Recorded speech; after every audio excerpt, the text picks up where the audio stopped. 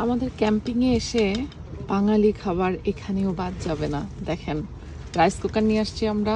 Rice কুকারে হচ্ছে ভাত রান্না করছি। আর এই যে পোর্টেবল গ্যাসের চুলা নিয়ে আসা হয়েছে, এবং বাসা থেকে আমরা ল্যামের মাংস রান্না করে ফ্রোজেন করে নিয়ে আসছিলাম।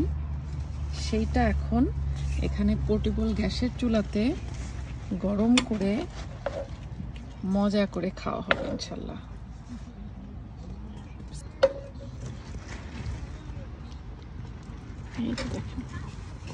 একেবারে বাঙালির 16 কলা পূর্ণ, ক্যাম্পিংয়ে এসেও আলহামদুলিল্লাহ। মজা না? আমরা বাঙালি কিন্তু ভাত ছাড়া মানে থাকতে পারবো না। আর শুধু বাঙালি কেন, আসলে আমরা যে খাবারে অভ্যস্ত তার সেই খাবার লাগবেই। এখানে আশেপাশে যত ভিনদেশি মানুষজন আছে তাদেরকেও দেখছি, তারা আরও অনেক বেশি রান্নার সরঞ্জামাদি নিয়ে এসে সবাই যার যার মতো যে যেটা পছন্দ করে আর কি, খেতে অভ্যস্ত, সেটা রান্না করে খাচ্ছে। এই যে আমাদের এখনকার খাবার।